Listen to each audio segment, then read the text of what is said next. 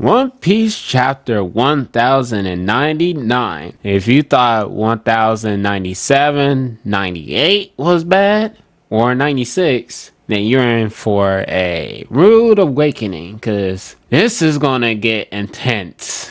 Very intense. So let's go ahead and jump into this chapter, because this is getting nuts and out of control. And let's go ahead and see what the Kingdom of Sorbet is doing.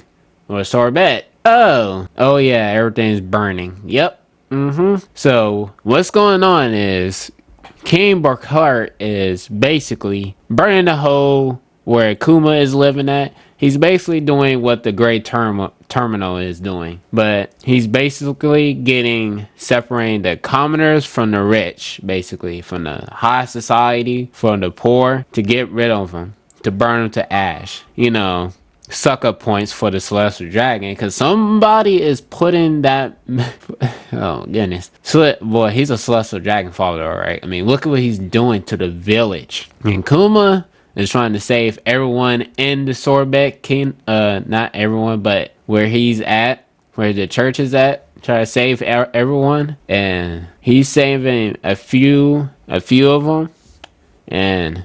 Man, they are saying to Kuma, "You done enough, Kuma. There's no saving anyone else." And Kuma is in a fury. He is pissed. And you're only adding yourself to the character list of let's get out of there. Please, Kumachi. And look how low you gotta go to. I mean, you got everybody that's that's a commoner or revolting or saying you can't do this, and this is where it gets out of control. You got the King's Guard out here trying to gun the commoners down, telling them stand back. If they even step close to the gate, to the gate that leads to the king, let's just say that's an open fire range for you. And this is what the king has to say. They're failing to see the greater good. Kill 4 or 5 of them. Here's what he says, also adds on to that. I got the idea for this effective policy from a country in the Far East. They were able to curry favor with the Celestial Dragons by burning away all their trash, leaving a beautiful, spotless city. One must have the heart to do the devil's work. That's the only way to ensure a nation becomes rich and bountiful. King Bakori. Okay, you say that, and just saying. You are that kind of person. Devil's work, my ass. You a Celestial Dragon puppet through and through, my boy. And if anyone has not picked up where he's gotten this idea from, he's saying he got this idea from where Sabo is living right now. Sabo's kingdom, or where he's living right now. Because they burned that king over there and queen, burned half, well, yeah. Basically what he's doing right now, separating, purging, like he said.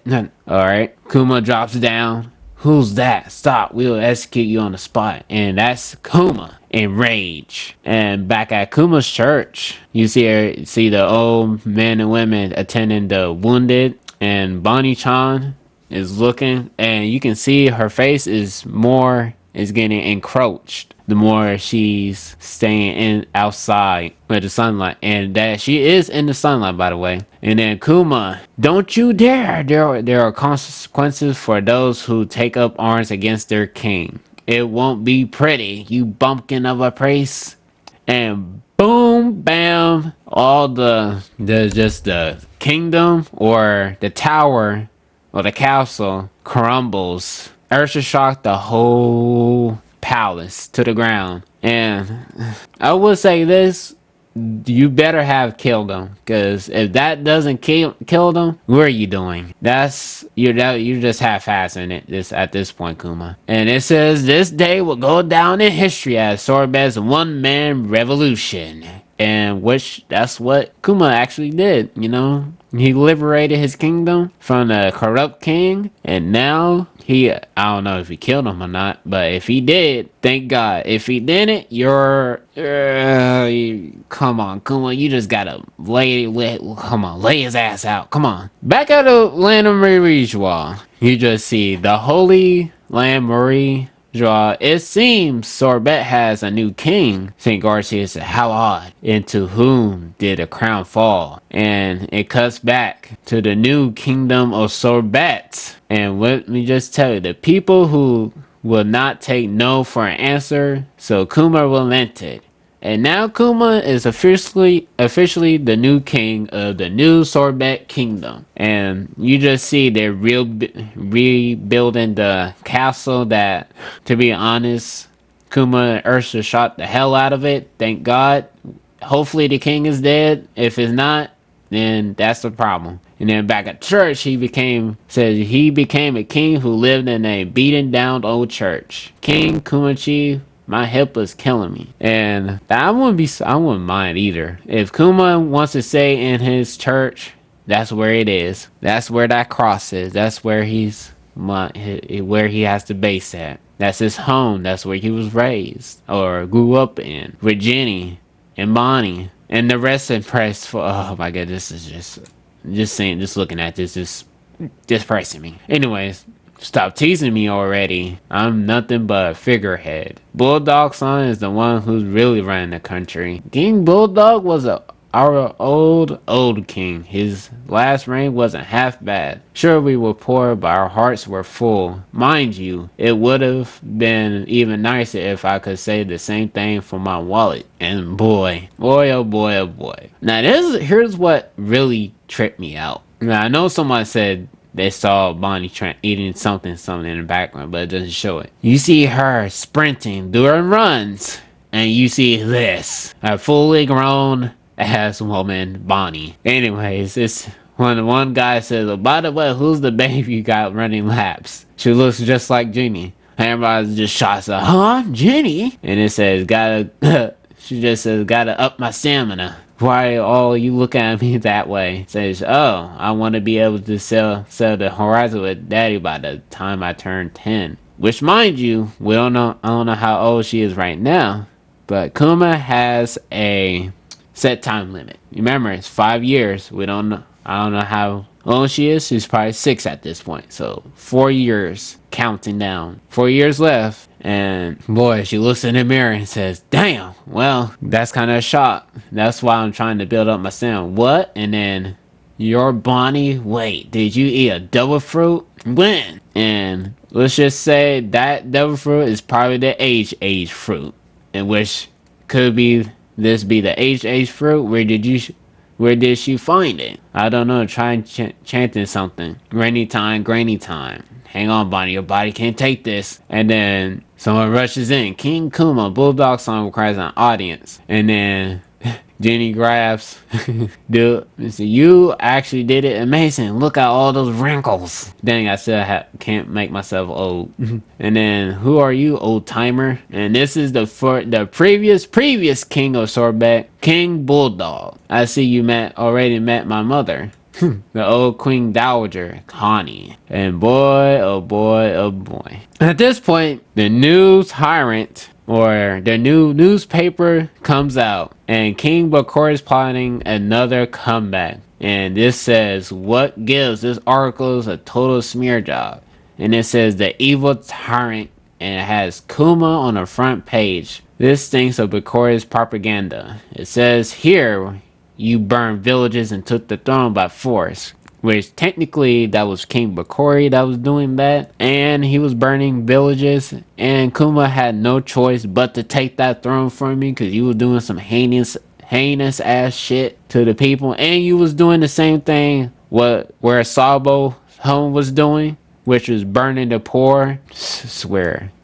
How dare he? He's probably laughing about this at some resort overseas. Oh, so you did leave him alive then, Kuma. Shame on you. Shame, shame, shame. And then it goes on to say, never want to see Bakori's face again. Everybody says that. He'll kill us for sure if he returns. I feel the same. I won't let him take one step on Sorbet soil. So you didn't kill him. Ah, damn it. He gonna keep coming back if you keep doing this. You might as well just kill him now. Speaking of not killing him or killing him, next panel, there he is on 3 Marine battleships. And here King Bakura says, there he is. Be good, Marines, and shoot him. He's the tyrant who usurped my throne. The very definition of a corrupt dictator.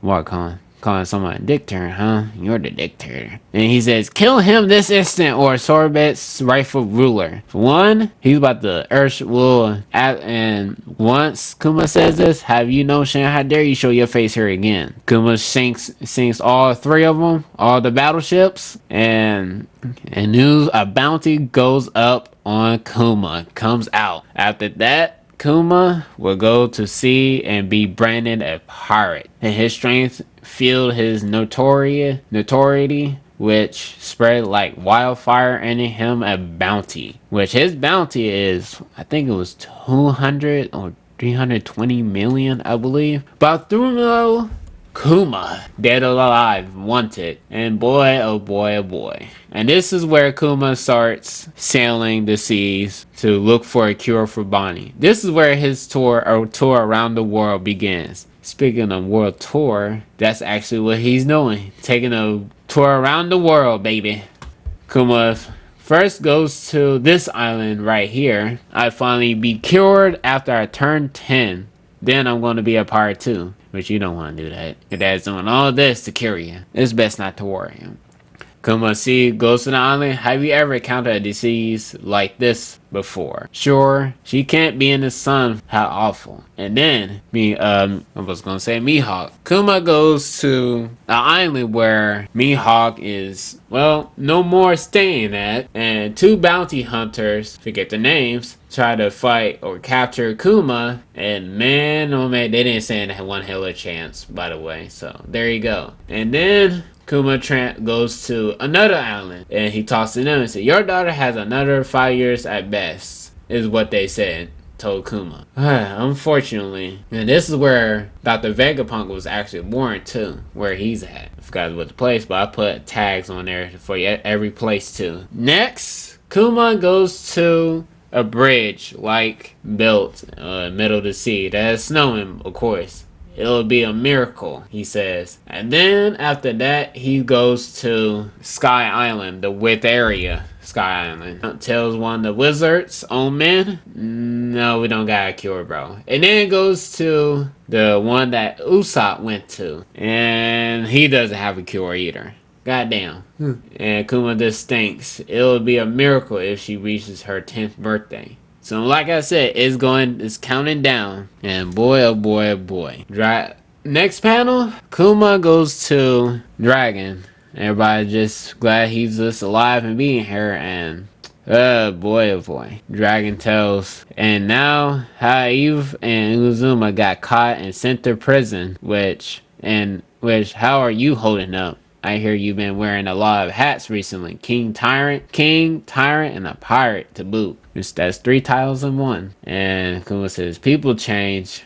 And then one of the commanders says, oh please, like anyone in the Revolutionary Army would take those articles seriously. And by the by, Kuma, how would you feel if I became the captain of the Eastern Forces? Kuma says, why are you asking me? Dragon-san won't let anyone officially take up Genie-san's old post without your blessing. Which is the reason why. Because it was his responsibility, and he still has resentment. So ain't nobody's taking that position. Ain't nobody. And another sharp-tongued woman heading up the Eastern Forces. That's fine by me. Kuma consented, and she says, alright. And that's how she's officially become the Eastern Forces commander. Dragon brings up, Saba and Claude wanted to see you too. Our young revolutionaries are steadily becoming stronger. I love you to see how far they come. Kuma says, I've traveled the world and I often found myself wondering what would Dragon do here. Honestly, I'd like to return to the revolutionaries too, but like I said in the previous panels, Kuma is on a time limit. So, for this to happen, next panel. Let's just say Kuma takes or Dragon suggests that he go to a man that called Dr. Vegapunk. Go where the winds take you, my friend. And let's just say they visit Dr. Vegapunk. Navy the Science Division Lab Zero Future of Egghead. Where are we going? Take you for a checkup. And that checkup is Dr. Vegapunk. My God, he got a big ass head too. I mean, look at that shit, bro. Almost look like Dr. Einstein, which compared to two pictures together, set side by side, they're the same, bro.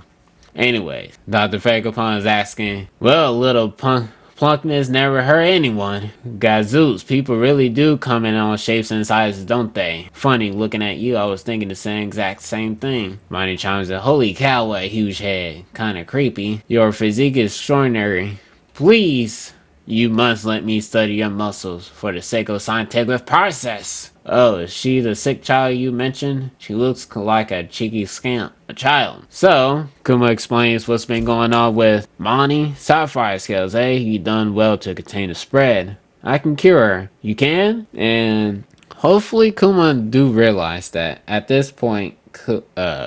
Vegapunk is under government watching, so it stands to reason that somebody is hearing Kuma's conversation with Dr. Vegapunk. And then you got Sentamaru there too. So that adds a whole layer of things that's going to be wrong with this. And you just see Bonnie playing with Sentamaru on the axe, which, why are you playing on the damn axe, damn it? And, okay. Vegapunk tells, to be more precise, I'm going to perform a stem cell transplant. With the amount of money and effort involved in the procedure, it'll be like making a cyborg. You're going to turn her into a cyborg? No, I'm just comparing the cost. And Vegapunk realizes, are you a buccaneer? Which, come on, bro, judging by the size. Kuma says, yeah, I work for the government, right? And the government, Saint Saturn, knows about Kuma and his lineage, too, of being a buccaneer. I mean, like I said, that's a double-edged sword. You kind of asked for this. And the reason Dragon trusts him, he says, I trust Dragon. What makes my blood so special anyway? I don't have enough samples to explain it in any detail. You want to clone me? That's right. I've been searching for a perfect model for my clone soldier project. And if you donate some blood, give me permission to make your clones into soldiers, I'll waive all the medical expenses for my procedure.